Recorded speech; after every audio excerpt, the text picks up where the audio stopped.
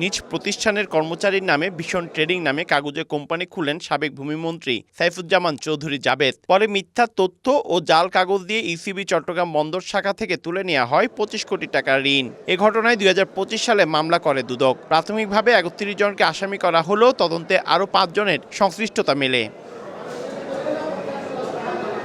বুধবার এ মামলায় দুপক্ষের শুনানি শেষে অভিযোগ গঠনের আদেশ দেন বিভাগীয় স্পেশাল জজ আদালতের বিচারক। আমরা দুদক পক্ষ আশা করছি এরকম একটা জঘন্য একটা অপরাধমূলক কাজ সংঘটিত হয়েছে রাষ্ট্রের সর্বোচ্চ ব্যক্তি দ্বারা।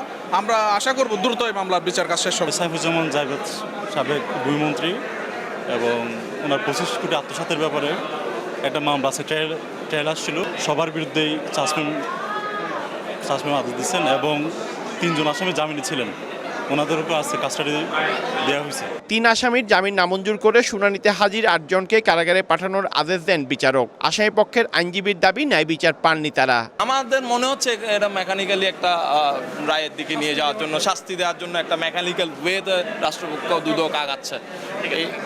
আমরা এই কারণে ন্যায় বিচার বঞ্চিত হব বলে আমরা আশা করছি। 5 এপ্রিল সাক্ষ্য গ্রহণের দিন নির্ধারণ করেছেন আদালত।